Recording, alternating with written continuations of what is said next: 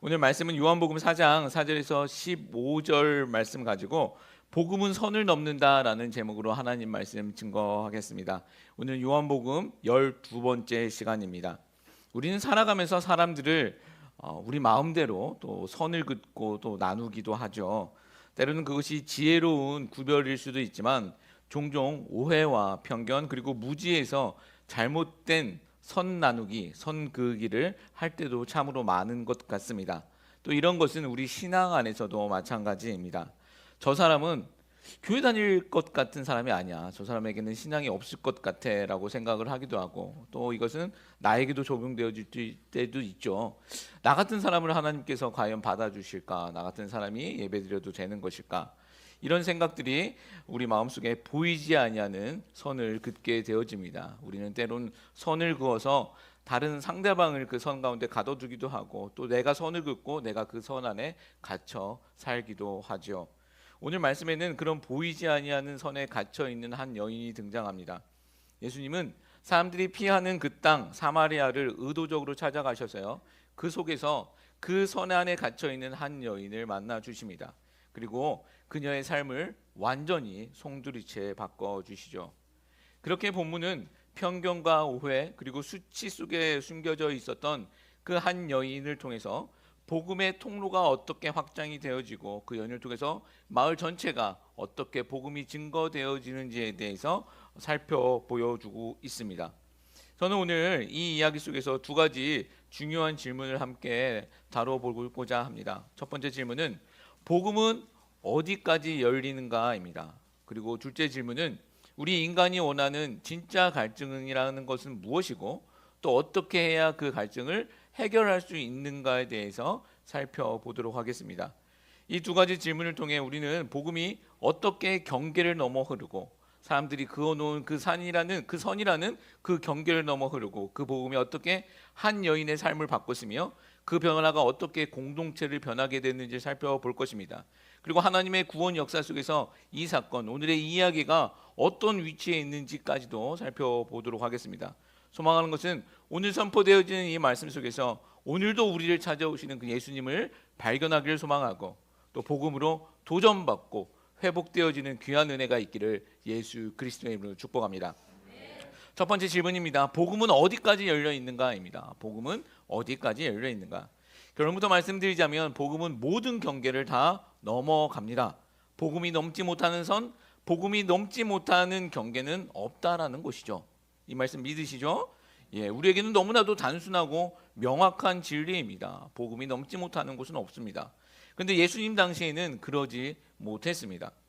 3절과 4절 말씀을 보면 예수님은 유대에서 갈릴리로 가시면서 사마리아 땅을 지나가시는 것을 보게 되어집니다. 당시 유대인들은 사마리아 사람들을 아주 극도로 멸시했기 때문에 대부분은 사마리아 땅을 피해서 멀고 먼 길을 돌아 갔습니다. 지금 유대 땅에서 갈릴리 지역으로 올라갈 때 사마리아 땅을 거치면 가장 빠른 길이 되어지는데, 유대인들은 그 사마리아 땅을 밟기 싫어서 6일이나 돌아서 다른 길로, 먼 길로 돌아갔다는 것이죠.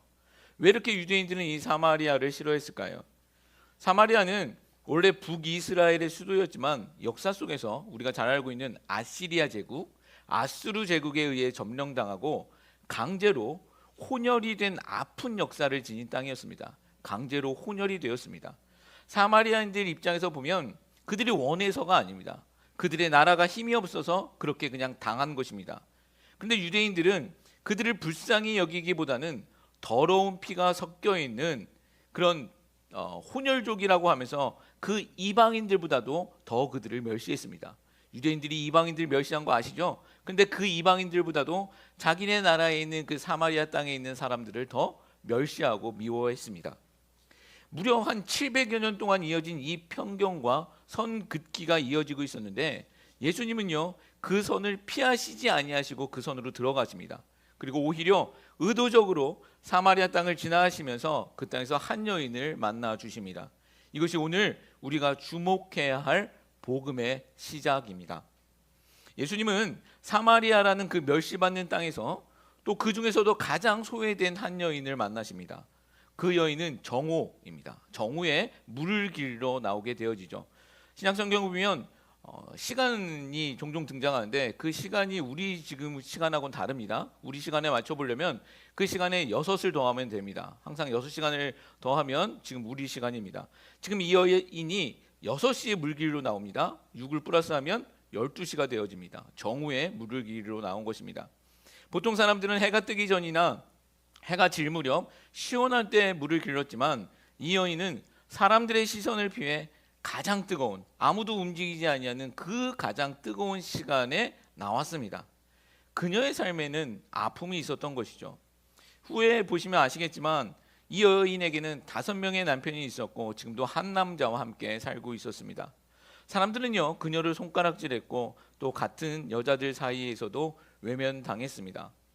근데 이 여인의 이 이야기를 어떤 분들의 말처럼 이 여인의 도덕적인 문제로 우리가 해석할 수 있는 것은 아닙니다. 당시 사회는 여성이 주체적인 선택을 하기도 어려운 구조였습니다. 지금 생각해 보면 너무나도 다른 시대이죠.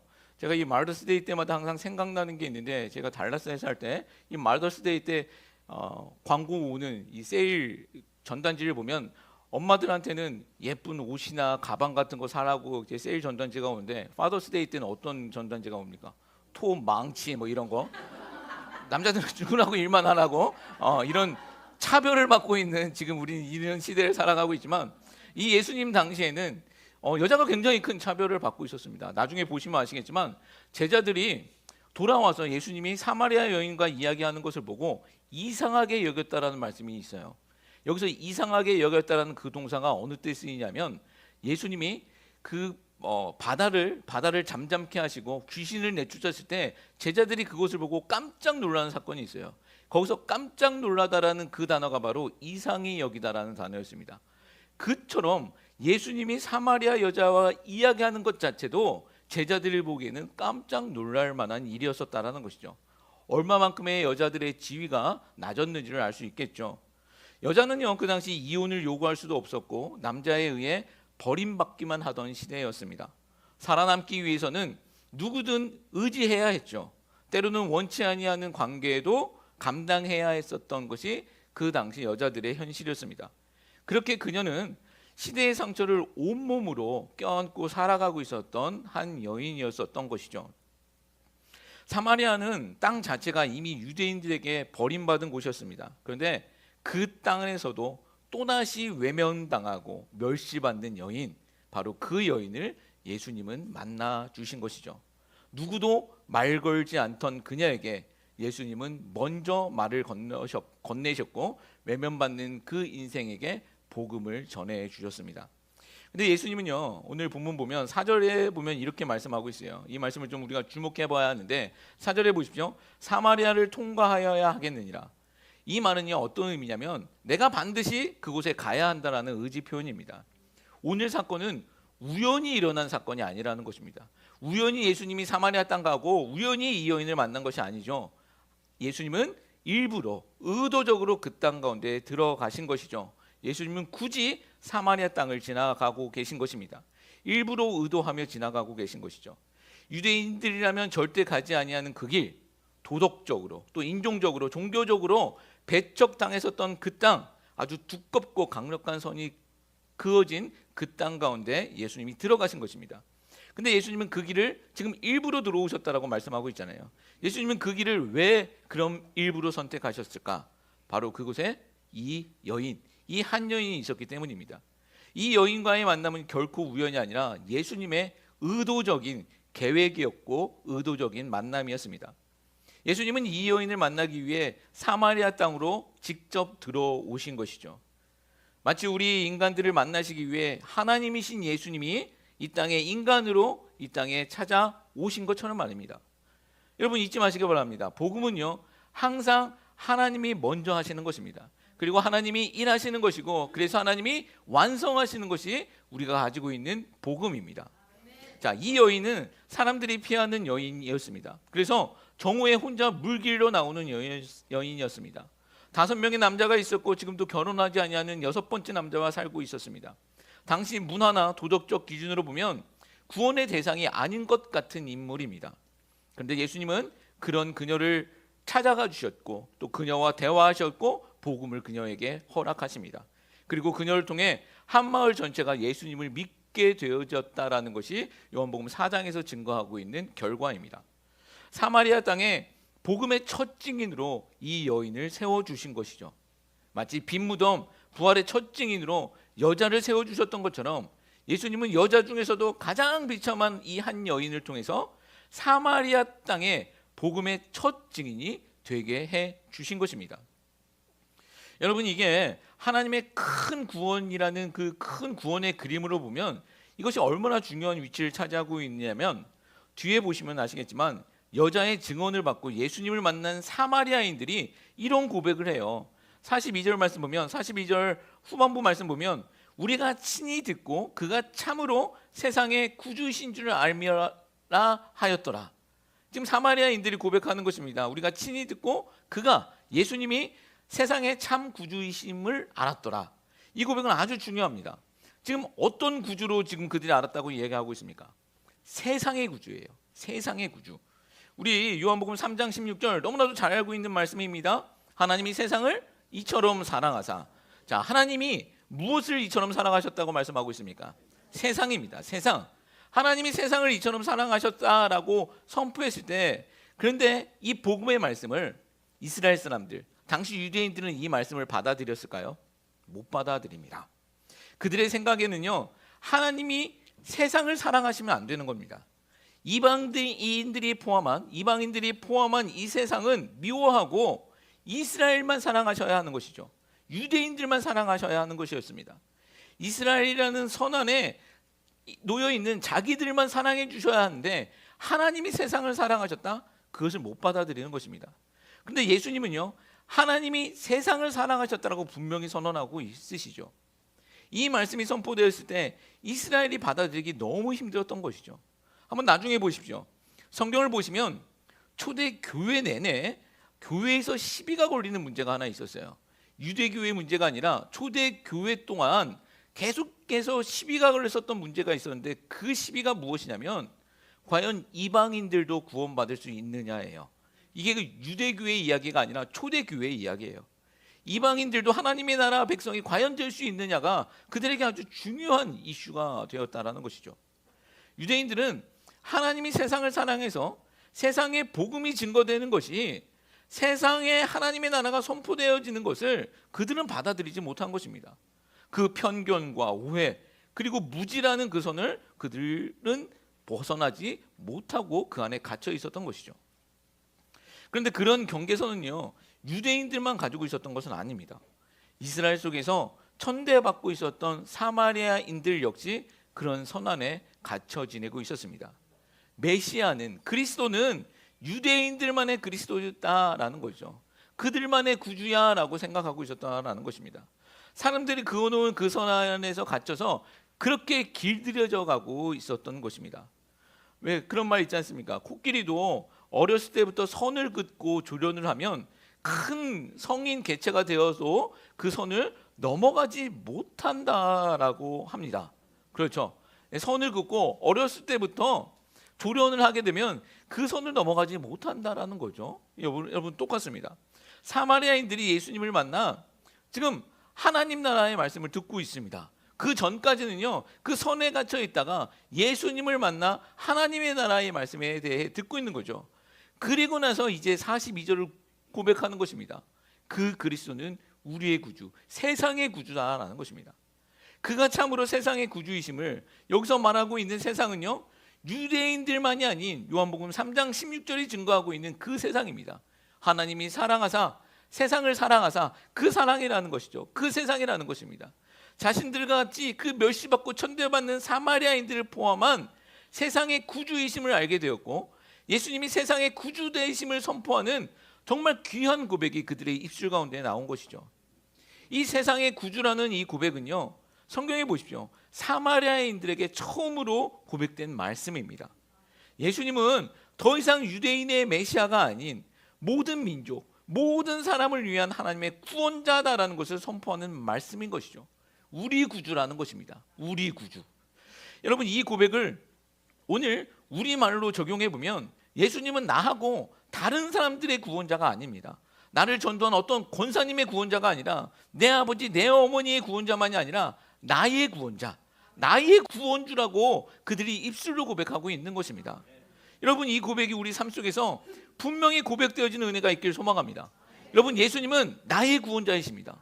나의 구원주이시죠. 나의 주와 그리스도가 되시는 분이 바로 우리 주 예수 그리스도인 줄 믿습니다. 또 오늘 이 사마리아 땅에 복음이 증거되어지는 이 사건은요, 중요한 것이 있는데 하나님께서 아브라함에게 언약하신 약속이 실제로 우리 현실 가운데, 이 땅 가운데 성취되어지고 있는 사건이기 때문입니다.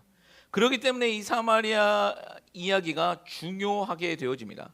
우리 창세기 12장 1절과 2절과 3절 말씀을 한번 읽겠습니다. 유명한 말씀이죠. 창세기 12장 1, 2, 3절 말씀 한번 같이 읽도록 하겠습니다. 여호와께서 아브라함에게 이르시되 너는 너의 고향과 친척과 아버지의 집을 떠나 내가 내게 보여줄 땅으로 가라. 내가 너로 큰 민족을 이루고 내게 복을 주어 내 이름을 창대하게 하리니 너는 복이 될지라.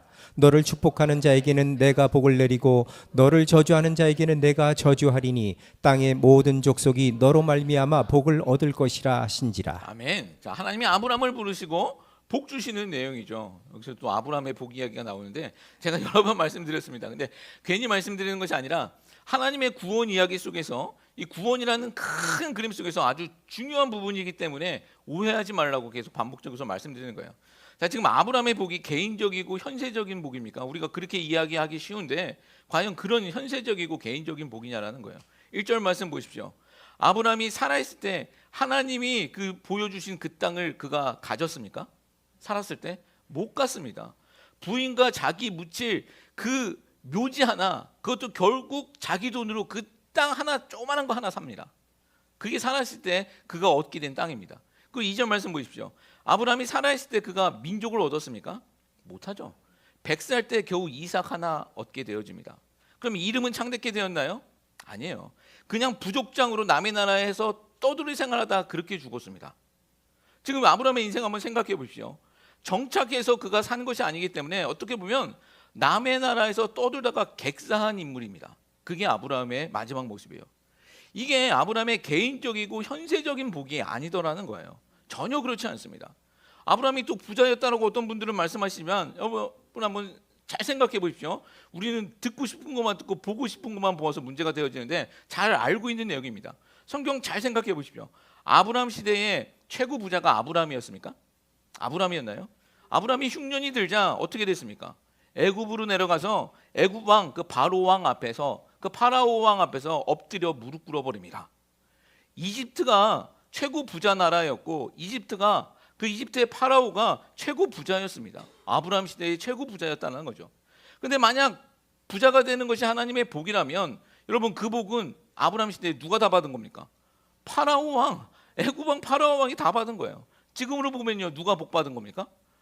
사우디에 있는 압둘라, 이런 사람이 다 받아버린 거예요. 그 사람들이 최고 부자잖아요. 그렇게 해석할 수는 없다라는 겁니다.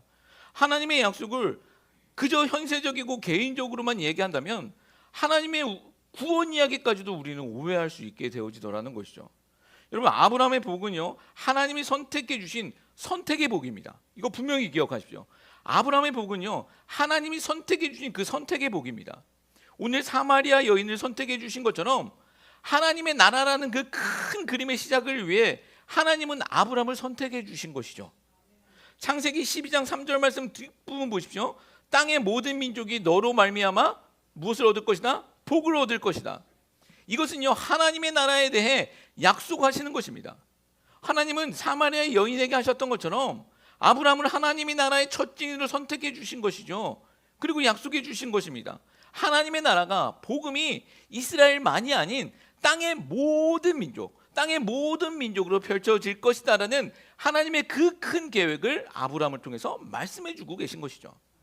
여러분 우리는 성경을 통해서 이 모든 이야기를 다 알 수 있죠. 근데 아브라함의 자녀들, 그 아브라함의 자녀들은 이 말을 또 오해했습니다. 마치 자기들만이 하나님의 나라, 하나님의 나라 백성이라고 그렇게 믿었던 것이죠. 하나님의 그 큰 구원의 그림을 바라보지 못하고 자기들 모습만 바라보는 것입니다. 그리고 자기들이 보고 싶은 것만 보고 듣고 싶은 것만 듣고 알고 싶은 것만 알고 있는 것이죠.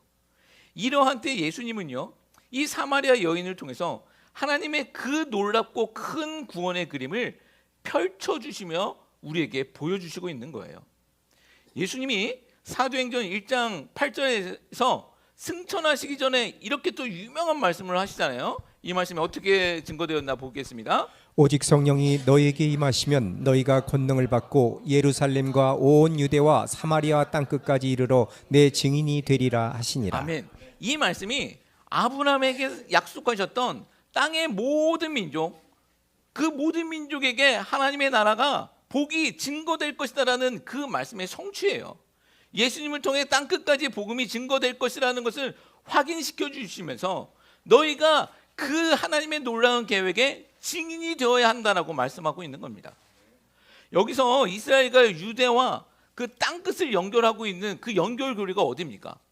예루살렘과 온 유대와 땅끝을 연결하고 있는 그 연결고리가 바로 이 사마리아 땅이라는 것입니다. 사마리아 땅입니다. 예수님의 선한 사마리아인의 비유가 괜히 등장하는 것이 아닙니다. 너희들이 그렇게 지독하게 멸시하고 미워하고 있는 저 사마리아 땅에도 복음이 들어가야 하고 그래야 땅의 모든 민족 땅끝까지 복음이 증거될 것이다라고 말씀해 주고 계시는 거예요. 하나님의 그 놀라운 계획이 그렇게 펼쳐지고 있다라고 보여주시고 있는 것이죠. 하나님 편에서 보면 인간들이 그어놓은 선은요 아무것도 아닙니다. 하나님은요 이스라엘도 사랑하시고 사마리아인도 사랑하시고 땅끝 이름 없는 그 나라의 사람들도 다 사랑하신다라는 것이죠. 저 사람은 안 되고 저 나라는 안 돼, 그런 거 없다라는 것입니다. 하나님은요 중국도 사랑하시고 하나님은 북한도 사랑하시고 하나님은 무슬림 땅, 그 무슬림 국가의 사람들도 사랑하십니다. 하나님이 사랑하신다는 이 말에는요 그 땅에도 반드시 복음이 들어가야 한다는 것을 의미하고 있습니다. 여러분, 복음에는요 선이 없는 거예요. 우리가 그어놓은 선, 이런 것은 아무 의미 없는 것입니다. 여기서 중요한 것은요 하나님이 누구를 이 땅에서 그 세상의 구주가 되시는 증인으로 불러주셨냐, 이것이 가장 중요한 또 질문이 되어지는 것입니다. 아브라함처럼 사마리아 여인처럼 누구를 불러주셨냐라는 것이죠. 여러분, 예수님이, 하나님이 아브라함과 사마리아 여인에게만 찾아오셨습니까?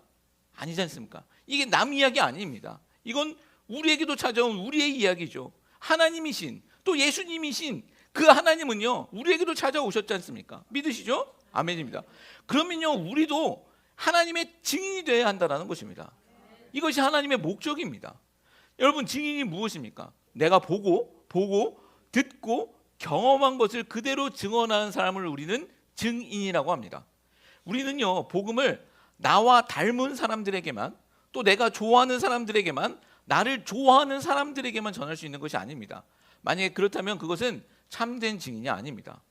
증인이 뭡니까? 내가 선택한 사람들에게만 선 긋고 진실을 말하는 사람, 그것은 참된 증인 아닙니다. 어떠한 사람이든 모든 사람들 앞에서 내가 경험한 것을 동일하게 증거할 수 있는 사람이 바로 참된 증인이 된다는 것이죠. 여러분, 소망하고 도전합니다. 우리가 서 있는 곳에서 복음을 증거할 수 있는 하나님의 참된 증인들이 되시길 예수님의 이름으로 축복합니다. 우리가 서 있는 곳이요 우리에게 사마리아 땅이 되는 것이고요, 우리가 서 있는 곳이 우리에게 땅끝이 된다는 것입니다. 여러분, 다시 한번 소망합니다.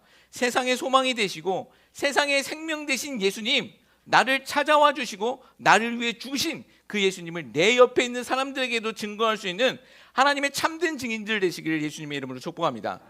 그렇게 선택받고 증인이 되는 것이 하나님이 약속하신 참된 복입니다. 여러분, 한번 생각해 보시죠. 이 본문 속에서 가장 복된 사람이 누구입니까? 사람들이 치지도록 복도 없다, 지질하게 복도 없다라고 손가락질했던 그 여자가 바로 가장 복된 여자가 되었다는 것이죠. 왜요? 예수님이 가서 만나주시고 예수님이 선택해 주셨기 때문입니다. 이 복된 은혜가 우리 가운데 넘쳐나길 소망합니다. 자, 두 번째 질문입니다. 우리가 경험하는 진짜 갈증은 무엇인가입니다. 우리가 살아가면서 필요한 것들이 많이 있죠. 우리는 많은 것들을 필요하면서 살아가고 있습니다. 이 필요한 것들을 얻고자 우리는 많은 노력을 하며 또 살기도 합니다. 그것이 성공일 수도 있고 또 안정된 삶일 수도 있고 또 사랑받는 관계이기도 하고 의미 있는 성취가 될 수도 있습니다. 우리는 종종 이런 것들이 우리 내면의 공허함을 채워줄 것이라고 믿죠. 그래서 부단히 이런 것들을 갖고자 노력을 하면서 살아갑니다. 그러나 시간이 지나면 우리가 알게 되는 것이 있죠. 그 갈증은 줄지 않고 더 깊어져만 간다라는 것이죠. 이것이 인간이 처한 근본적인, 아주 근본적인 문제입니다. 왜 이런 문제가 우리 인간들에겐 있을까요?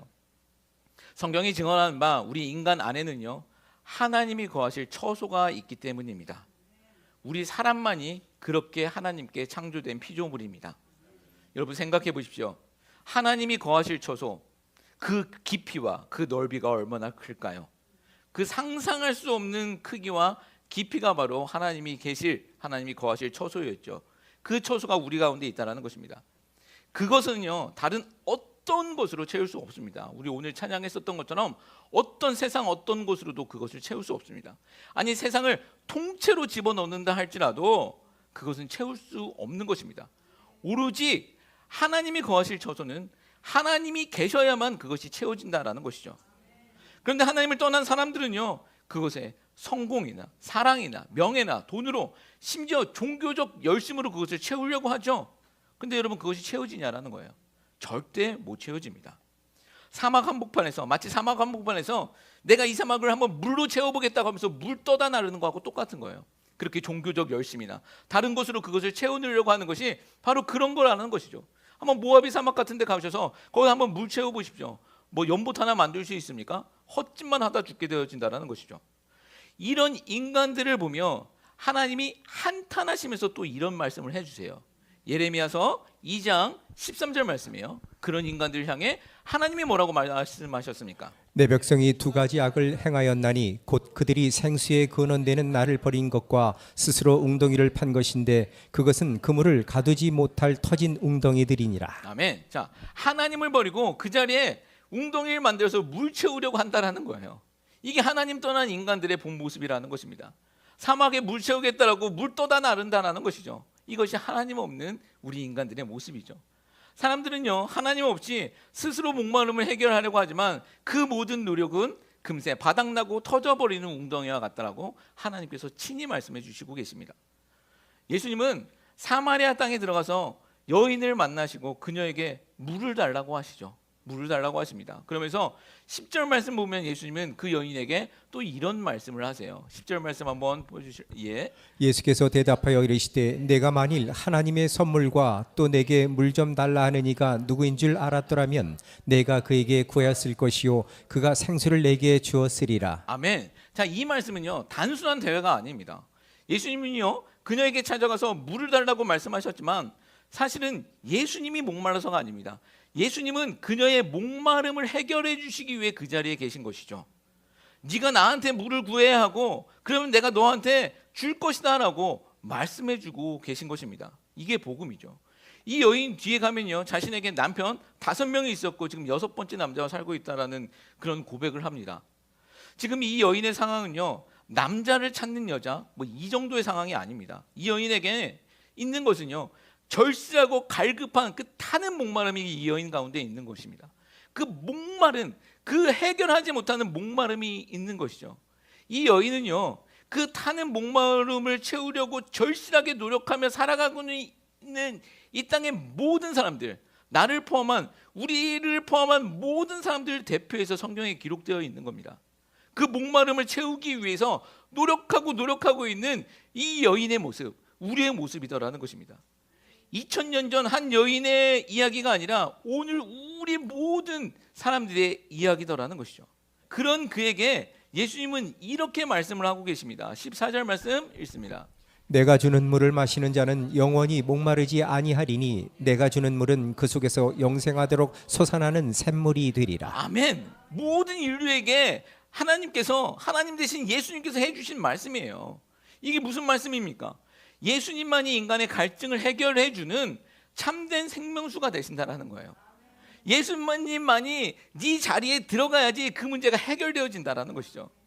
예수님이 주신다는 이 생수는요, 성경 전체에 흐르고 있는 메시지입니다.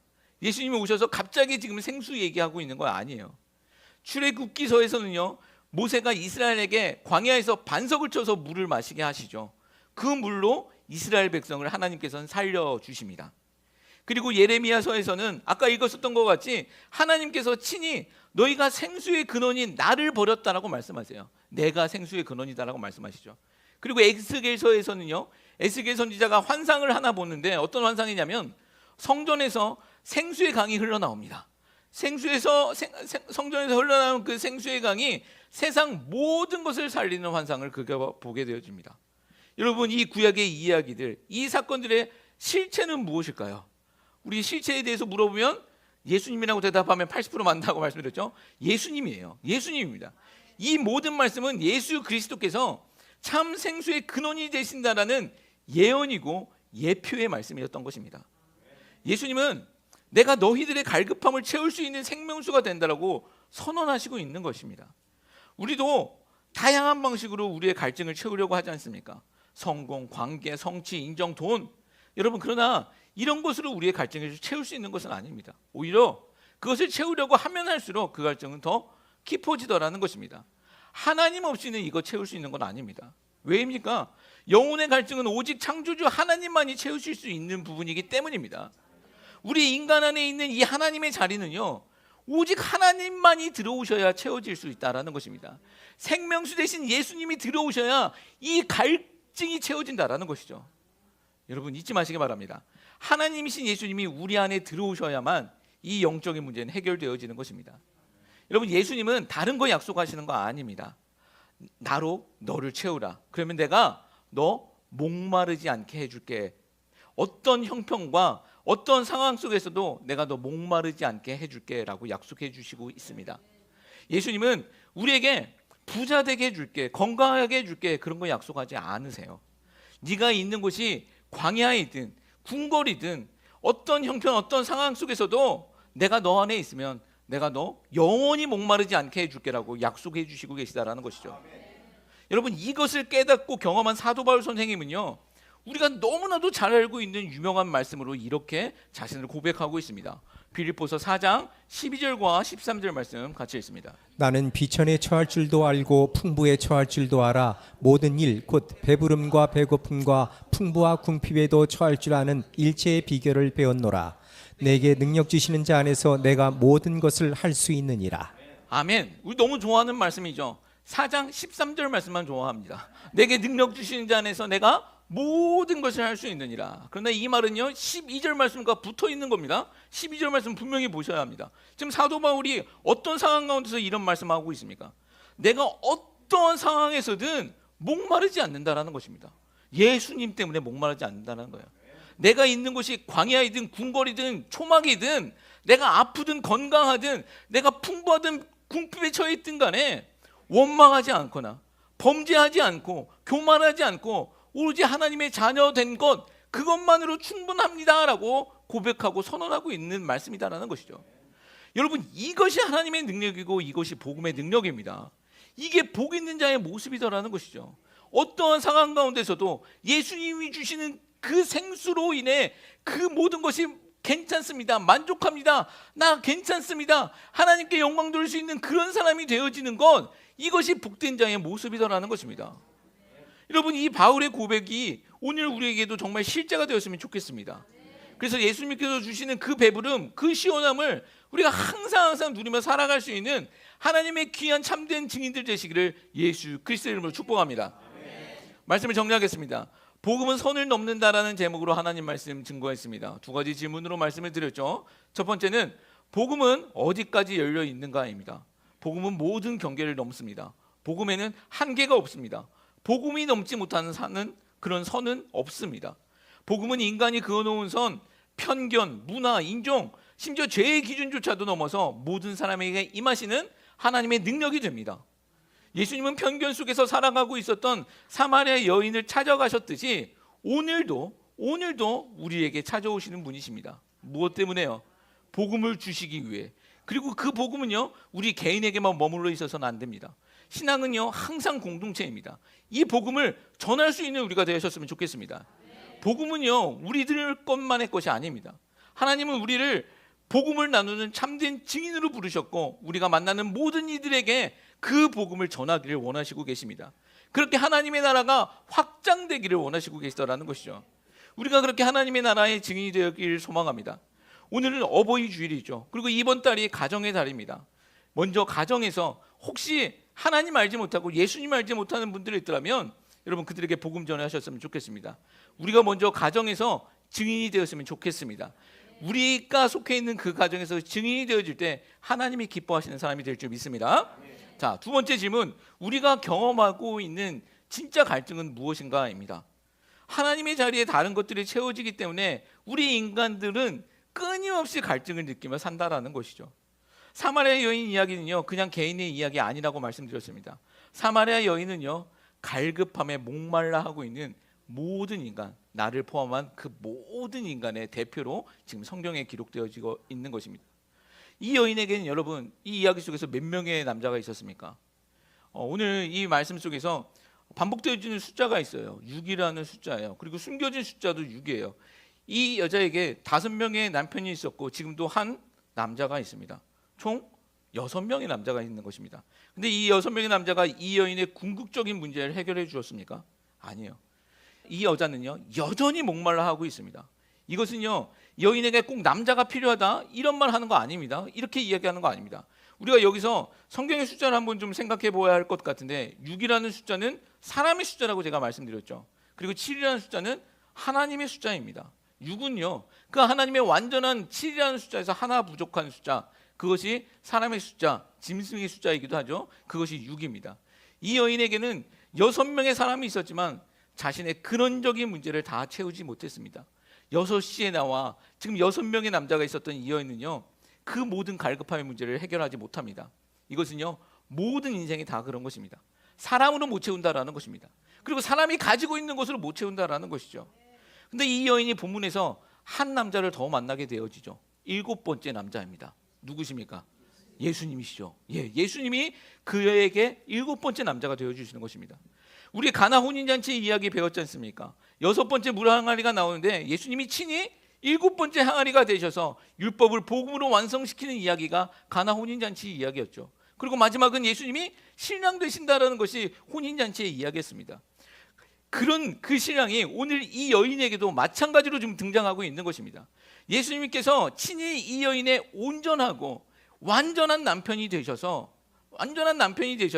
이 여인의 근원적인 목마름을 해결해 주시는 이야기가 바로 오늘 이 이야기더라는 것이죠. 이 이야기를 오늘 우리의 이야기로 한번 끌어와 보십시오. 여러분, 이 여인은 누구입니까? 우리예요. 항상 목말라 하는 우리예요. 무엇인가를 가지고 있지만 더 가지려고 하면서 그것에서 목말라 하는 모습, 그 모습이 바로 이 여인의 우리의 모습이더라는 것이죠. 그런 우리에게 예수님은요, 참된 신랑이 되셔서 우리의 모든 문제를 해결해 주시는 분이 되어 주십니다. 이게 요한계시록까지의 내용입니다. 여러분, 잊지 마시기 바랍니다. 예수님은 온 세상의 구주시며 나의 구주십니다. 또한 교회된 우리의 온전하시고 완전하신 신랑이 되십니다. 그게 우리 예수님이시다라는 거예요. 여러분, 소망합니다. 오늘도 이 말씀 믿으며 이 땅에서 예수님의 순결한 신부가 될 수 있는 우리 모두가 되시기를 예수님의 이름으로 축복합니다. 찬양하도록 하겠습니다.